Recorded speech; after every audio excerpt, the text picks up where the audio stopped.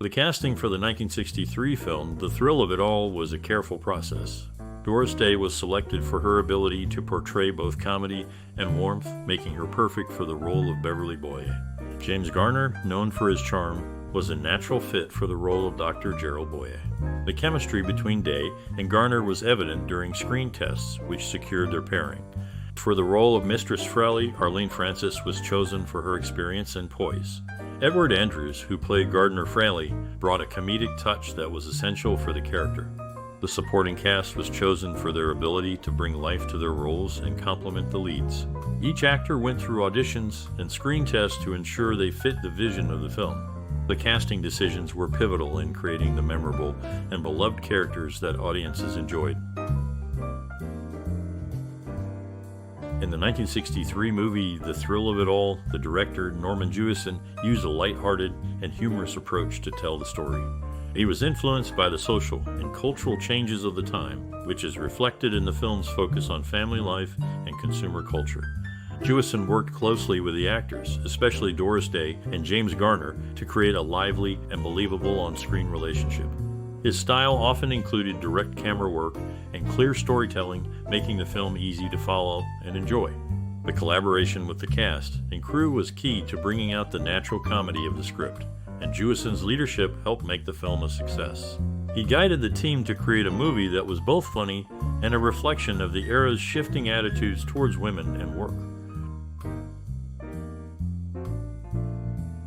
The Thrill of It All is a 1963 comedy that tells the story of a housewife who becomes a celebrity overnight and the hilarious chaos that ensues.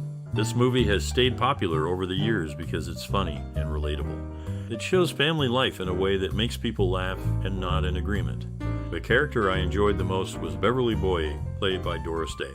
She's funny and real, and her adventures make you smile. Now, I'm curious about your connection to this movie.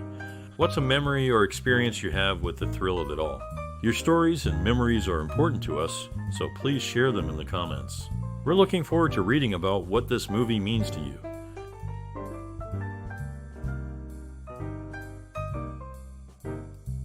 The 1963 movie The Thrill of It All had a unique set design that mimicked suburban homes and city streets to create a realistic backdrop for the story. Filming took place in various locations, including sound stages and outdoor sets that were carefully crafted to match the era's style. One of the main challenges was coordinating the scenes that required multiple locations to look seamless. The production team used innovative camera techniques for that time, such as underwater filming for pool scenes, which added a dynamic element to the movie. They also employed advanced lighting setups to ensure that both indoor and outdoor scenes had the right look and feel. These efforts helped make the film visually appealing and engaging for the audience. The 1963 film, The Thrill of It All, offers a delightful viewing experience showcasing the talents of James Garner and Doris Day. Garner, with his charming appearance, delivers a performance that is both engaging and memorable.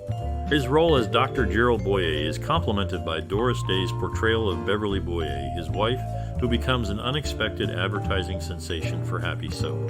The film humorously navigates the dynamics of a 1960s household as Beverly's newfound fame disrupts the family's routine. The movie also features a young actress who later starred in The Sound of Music, adding a touch of nostalgia for those familiar with her work.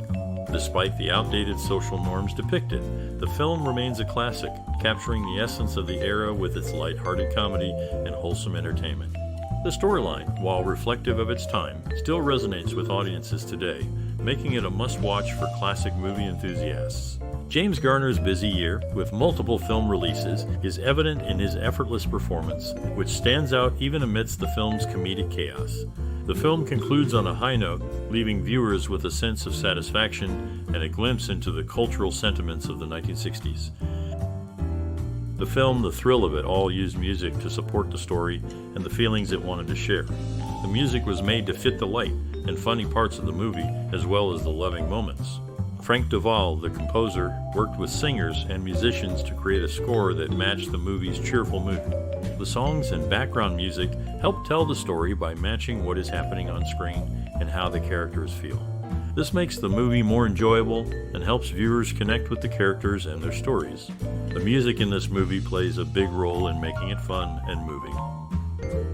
In the world of stage and screen, actors often find themselves in roles that become defining moments of their careers. Zasu Pitts, a seasoned actress, made a significant shift to Broadway in 1944 with her debut in Ramshackle Inn, a play crafted specifically for her talents. The production was successful, leading her to tour with it in subsequent years. She also became a regular feature in summer stock theaters, notably in Post Road. Bernie Kopel, another actor with a memorable career, is known for his portrayal of Dr. Adam Bricker. Remarkably, he brought this character to life in not just one but 4 different television series, spanning from The Love Boat in 1977 to Love Boat: The Next Wave in 1998, including appearances in Charlie's Angels and Martin. Ross Elliott's journey took a different turn when he departed from his regular role as Lee Baldwin on the soap opera General Hospital. This decision, prompted by a disagreement on set, led to the role being recast with Peter Hansen, who continued the part for many years, highlighting the often unpredictable nature of acting careers. The 1963 film, The Thrill of It All, features memorable scenes that stand out for their direction, acting, and camera work. One such scene is where Beverly Boyer, played by Doris Day, accidentally becomes the star of a soap commercial. The director, Norman Jewison, uses a close-up shot to capture Beverly's surprise and delight, which connects with the audience and makes them share her excitement. Another scene that draws attention is when Beverly's husband, played by James Garner, reacts to her sudden fame. The performance here is genuine, and the camera work that switches between the characters helps viewers feel the tension in their relationship. Comments from Doris Day and James Garner highlight how they work to make these scenes feel real and relatable, aiming to show a light-hearted look at the sudden changes fame can bring to an ordinary family's life. These scenes are crafted to be funny and touching, leaving a lasting impression on the audience by showing the humor and warmth in everyday moments. In her career, Doris Day held a special place for the film Calamity Jane, which she favored the most among the many she starred in. On the other hand, she did not have the same affection for the film released in 1968, which she did not consider a true comedy. Ross Elliott, who also had a role in the industry, started his journey in acting with the Mercury Theater, led by Orson Welles, and even took part in the historic broadcast of War of the Worlds. Another notable actor, Reginald Owen, honed his craft at Tree's Academy of Dramatic Art, preparing him for his future roles. Each of these actors brought their unique experiences and backgrounds to the screen, contributing to the rich tapestry of the film industry. The 1963 film, The Thrill of It All, had a significant effect on society and culture. It showed a woman balancing professional success and family life, which was a hot topic at the time. The movie made people laugh, but also made them think about women's roles in the workplace and at home. It was a hit with audiences and became a part of popular culture, showing up in other movies, TV shows, and conversations. The film helped start more discussions about important social issues like gender equality and the changing American family. It was a clear sign of the times, reflecting and shaping the views and talks of the 1960s. In the late 1960s, a house in Bel Air became the scene of a tragic event that shook Hollywood. Doris Day's son, Terry Melcher, previously lived there. He was a music producer who had declined Charles Manson, a musician seeking fame. This rejection might have led Manson to target the house's new occupant, Sharon Tate, resulting in a notorious crime. James Garner, known for his work on the Rockford Files, faced personal and health challenges during the late 1970s. His dedication to his role took a toll on his body, leading to a separation from his wife and the eventual end of the show. They later reconciled after a period of healing. Garner also served in the Korean War, where he was wounded twice. Despite the unusual circumstances of his second injury, he was awarded a Purple Heart, recognizing the risks he faced in combat. His service and sacrifices were formally acknowledged many years later with a second Purple Heart Award. The 1963 movie, The Thrill of It All, received positive reviews for its humor and charm. Critics praised Doris Day's performance as a housewife turned TV star, noting her comedic timing and screen presence. The film was well received by audiences who enjoyed the light-hearted story and performances. While it did not win major awards, the positive reception added to the reputations of those involved, affirming their ability to create entertaining and successful films. The recognition helped to solidify the careers of the cast and crew in the competitive film industry. In the early 20th century, Zasu Pitts, despite being separated from her husband, lived with him, and they raised an adopted son, a child actor named Don Mike. Her career included working alongside her husband, Tom Gallery, in several films such as Bright Skies and Heart of 20. Meanwhile, Hayden Rorke, who graduated from the American Academy of Dramatic Arts in 1932, also contributed to the film industry during this era. Their lives and careers, though distinct, represent the diverse paths actors took in the evolving landscape of cinema during those times. During the filming of The Thrill of It All, Doris Day and James Garner showed great chemistry on set, often sharing laughs and light moments between takes. The famous foam scene, where bubbles overflow from the kitchen, was not planned to be so large. The soap used was more powerful than expected, creating a sea of foam that had the crew scrambling to control it, all while trying to keep the cameras safe. This unexpected event led to genuine reactions from the cast, making it a memorable scene. The director, Norman Jewison, was known for his calm demeanor, which helped maintain a relaxed atmosphere even when shooting long hours. The cast often gathered after filming to share stories and unwind, creating a sense of family among them. These shared experiences helped to bring authenticity to their performances, making the film a warm and humorous portrayal of suburban life in the 1960s. In the world of classic cinema, connections between actors and their roles often extend beyond the screen. Carl Reiner, a respected figure in the entertainment industry, is the grandfather to three aspiring talents, Jake, Nick, and Romy Reiner. In an interesting twist of casting history, Doris Day, who was not the original choice for her role, ended up sharing the screen with James Garner not once, but twice. Their pairing was a result of scheduling conflicts that prevented Marilyn Monroe's preferred co-star, James Garner, from joining her in another project, leading to Dean Martin's involvement instead. Garner, a beloved actor, was later honored in his hometown with a statue depicting one of his most memorable characters, Brick Maverick, a testament to his lasting influence and the affection of his fans. This connection of family legacy and the unexpected turns in casting creates a rich tapestry behind the scenes of this memorable film. The 1963 film, The Thrill of It All, played a significant role in shaping romantic comedy movies. It showed the power of humor to address real-life issues like work-life balance and women's roles in a way that was both funny and thoughtful. This movie opened doors for more stories where everyday problems could be talked about with a smile. It also encouraged other filmmakers to create movies that mix laughter with serious topics, making it easier for audiences to connect with and think about these issues. The film's style and approach can be seen in many later works, where humor is used to explore and discuss important themes in an engaging way.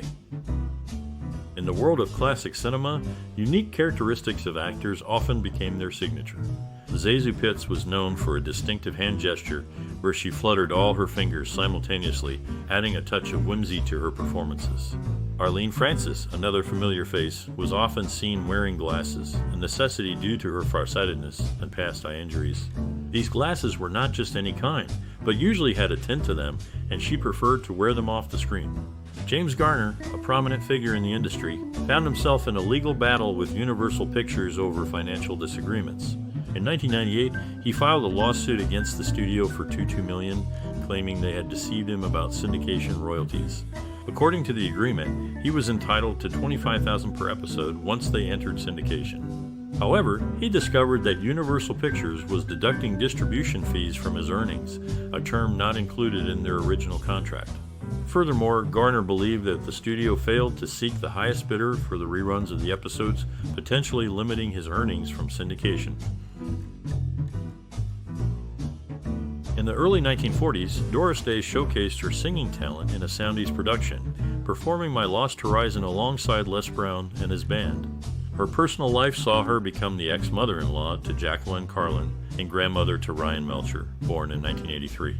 Meanwhile, Zasu Pitts, another notable figure, received recognition for her work with a star on the Hollywood Walk of Fame, located at 16654 Hollywood Boulevard, awarded to her in 1960. These individuals have left their mark in the entertainment industry through their various achievements and family connections. In the early 1960s, Doris Day and James Garner became a popular on-screen duo, first appearing together in a comedy that became a top earner for the year. Their chemistry was undeniable, leading to another successful film, Move Over, Darling. Day's appeal was so strong that she was the top box office star that year. Despite her success, Day declined a television role in Murder, she wrote, citing concerns about aging and her appearance, which led her to undergo cosmetic surgery later that year. In the film, the character Mistress Boyes starts with a modest payment for her commercial work, but as her popularity soars, her earnings skyrocket to $1,500 weekly, summing up to an annual income of $80,000, a significant amount for the time.